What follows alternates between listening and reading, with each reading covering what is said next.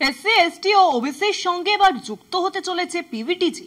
জনগণনা কর্তৃপক্ষকে তেমনি করতে বলছে জনজাতি বিষয়ক মন্ত্রক। ভারতের রেজিস্ট্রার জেনারেল ও সেন্সাস কমিশনারকে অনুরোধ মন্ত্রকের। ভারতের 18টি রাজ্য ও আন্দামান নিকোবরে আছে 75টি পিভিটিজি। পিভিটিজি বা বিপন্ন জনজাতি গোষ্ঠীগুলিকে আলাদাভাবে গণনা করার জন্য আবেদন। প্রথমবার ভারতের জাতশুমারি অনুশীলনে একটি ঐতিহাসিক পদক্ষেপ। উপজাতি বিষয়ক মন্ত্রক আনুষ্ঠানিকভাবে ভারতের রেজিস্ট্রার জেনারেল এবং জাতশুমারি কমিশনারকে পিভিটিজি বা বিপন্ন জনজাতি গোষ্ঠীগুলোর জন্য পৃথক গণনার জন্য অনুরোধ জানিয়েছে।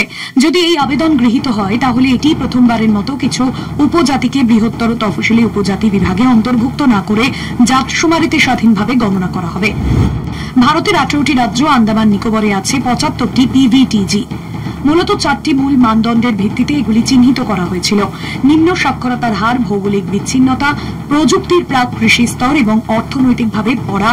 75টি গোষ্ঠীর মধ্যে প্রায় 40টি রাষ্ট্রপতির আদেশের অধীনে উপজাতি হিসেবে তালিকাভুক্ত।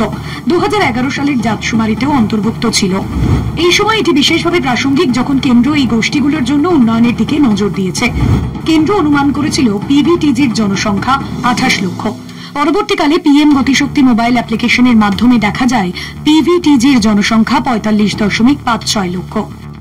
লোকসভায় উপজাতি বিষয়ক মন্ত্রকের সাম্প্রতিক জমা দেওয়া তথ্য অনুযায়ী সবচেয়ে বেশি পিভিটিজি জনসংখ্যা মধ্যপ্রদেশে 12.28 লক্ষ, মহারাষ্ট্রে 6.2 লক্ষ, অন্ধ্রপ্রদেশে 4.9 লক্ষ। আসন্ন 2027 সালের জনশুমারির কাজ 2026 সালের এপ্রিল থেকে শুরু হবে। রাহুল গান্ধী সহ বিরোধীদের প্রবল চাপের মুখে জাতি গণনার সিদ্ধান্ত ঘোষণা করেছে কেন্দ্র। যদিও এটাকে রাজনীতির হাতিয়ার হিসেবে ব্যবহার করা হবে বলেই মত রাজনৈতিক মহলের।